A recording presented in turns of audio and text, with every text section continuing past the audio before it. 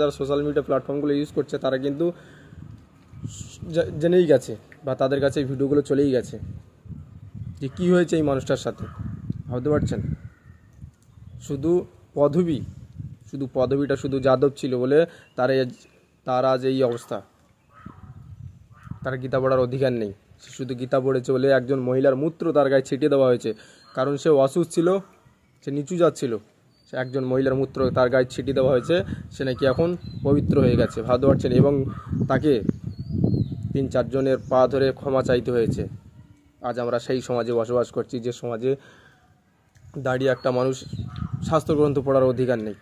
হ্যাঁ, ভাবুন না, আজ যারা লাফালাফি করছে হিন্দু রাষ্ট্র গড়ো, আজ হিন্দু ভাই এই তো তার প্রমাণ। এই তো আজ এরা কোন রাষ্ট্র করতে চাইছে? এরা হিন্দু রাষ্ট্র নয়, এরা ব্রাহ্মণ্য রাষ্ট্র করতে চাইছে।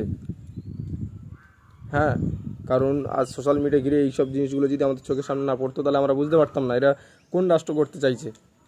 এরা ব্রাহ্মণ্য রাষ্ট্র করতে চাইছে, এরা চাইছে মনুসংহিতা লাগু করতে চাইছে এরা, আর অন্য কিছু নয়। এরা সংবিধানকে নষ্ট করতে চাইছে, এরা সংবিধান বিরোধী যারা এইসব কাজগুলো করে বেড়াচ্ছে।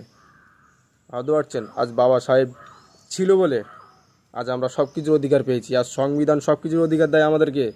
আজ প্রচুর লজ্জার বিষয় যে আজ এক শ্রেণী মানুষের অধিকার নেই।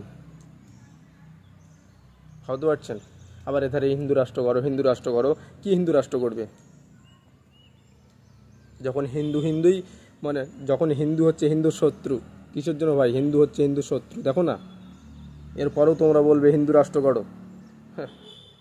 না ভাই, আজ এই জন্যই তো মানুষ অন্য ধর্ম, আজ এই জন্যই তো হিন্দু ধর্ম ত্যাগ করে মানুষ অন্য ধর্ম গ্রহণ করছে। কেন না অন্য ধর্ম গ্রহণ করবে বলো না ভাই? আজ এই অন্য ধর্ম গ্রহণ করার কারণটা কি? এই কারণের জন্যই কিন্তু আজ হিন্দুরা অন্য ধর্ম গ্রহণ করেছে।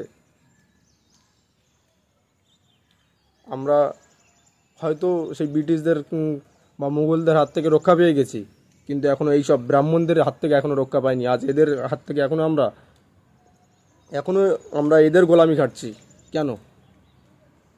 আমাদেরকে সংবিধান কারোর গোলামি খাটার অধিকার দেয়নি। ভাবতে পারছেন? আমরা সেই দেশে বসবাস করছি। মানে থুতু মারা উচিত। হ্যাঁ, এইসব ধর্মে থুতু মারা উচিত। যে ধর্মে এক শ্রেণীর মানুষের ছোঁয়া নিতে পারে না, যে ধর্মে এক শ্রেণীর মানুষ যদি কোনো শাস্ত্রগ্রন্থ পড়ে তারকে একজন মহিলার মূত্র ছিটিয়ে দেওয়া হয়, সেই সব ধর্মে থুতু মারা উচিত। হ্যাঁ,